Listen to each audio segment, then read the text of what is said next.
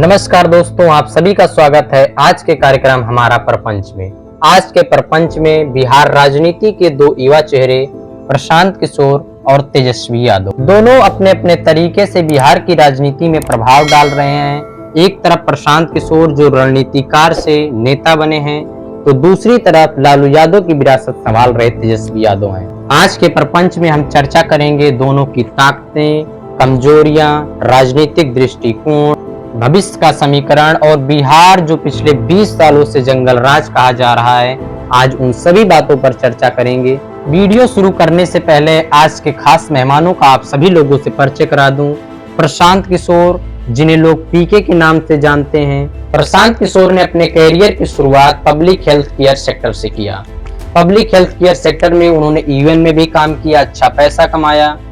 सन 2011 में उन्होंने नौकरी छोड़ करके रणनीति बनाना शुरू कर दिया, चुनाव के लिए रणनीति बनाना शुरू कर दिया। 2014 के लोकसभा चुनाव में नरेंद्र मोदी के लिए चाय पर चर्चा और डिजिटल कैंपेन के थ्रू अपने देश भर में, पूरे देश भर में अपनी पहचान बनाई, अपनी लोकप्रियता बनाई और 2014 का लोकसभा चुनाव नरेंद्र मोदी के नाम किया और नरेंद्र मोदी को प्रधानमंत्री बनाया। इसके बाद प्रशांत किशोर राज्यों में चले गए, नीतीश कुमार को, जगन मोहन रेड्डी को, ममता बनर्जी को और अरविंद केजरीवाल को जिताने में अहम भूमिका निभाई और लोगों को मुख्यमंत्री बनाया। प्रशांत किशोर ने 2022 में दूसरों के लिए रणनीति बनाना छोड़ दिया और उन्होंने कहा कि अब मैं खुद में राजनीति में आऊंगा, और उन्होंने राजनीति में आया और जनसुराज आंदोलन शुरू किया, यात्रा शुरू किया। बिहार के अलग अलग जिलों में घूमे, गांव-गांव घूमे और जनसुराज यात्रा को सफल बनाया। उनका मिशन है बिहार को जातीय राजनीति से निकालकर शिक्षा और विकास की राजनीति देना, शिक्षा और विकास की सरकार देना।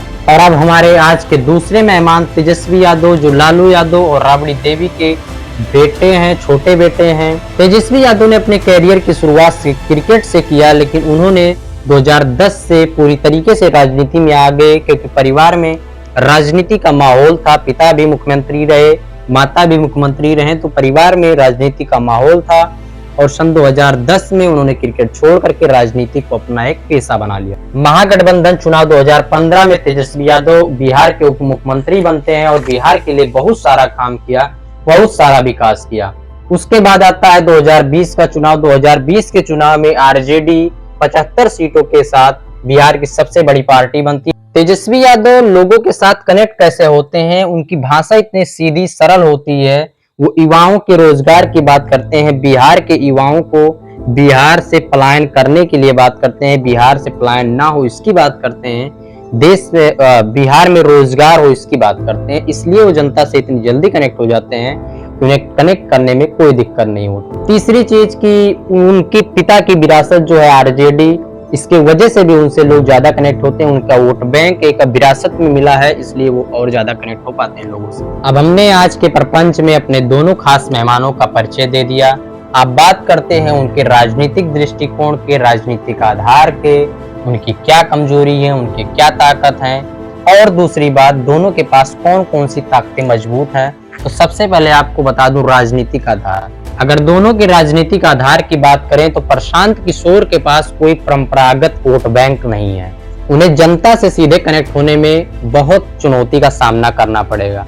दूसरी तरफ है तेजस्वी यादव, जिनका माई यानी मुस्लिम और यादव समीकरण वोट बैंक बहुत मजबूत है। और दूसरी बात, पिछले कई दशकों से उनके पिता की वजह से परंपरागत वोट भी बना हुआ है। और अगर इन दोनों के ताकत की बात करें तो प्रशांत किशोर के पास डेटा है, रणनीति है, कैंपेन करने का अनुभव है। और दूसरी तरफ है हमारे तेजस्वी यादव, जिनके पास इतना बड़ा आरजेडी जैसा संगठन है, जनता से पहचान है, और तीसरा विपक्ष के चेहरा है। अब अगर दोनों के कमजोरी की बात करें तो प्रशांत किशोर के पास संगठन में भरोसा दिखाना पड़ेगा और जनता में भरोसेमंद साबित करना होगा। और दूसरी तरफ है तेजस्वी यादव, जिनके ऊपर कई बार आरोप लगा, उनके पिताजी के बारे कई बार आरोप लगा। और तीसरी बात की वो जातीय राजनीति करते हैं, इसके ऊपर उनके ऊपर आरोप लग चुके हैं।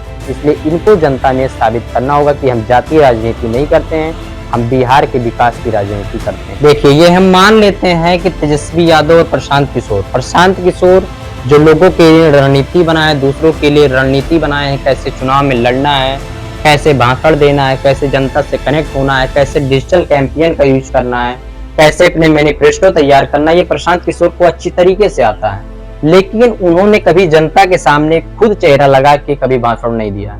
तो मैं ये मानता हूं कि चुनाव में उतरने के बाद आदमी की थोड़ी सी लय डगमगा सकती है।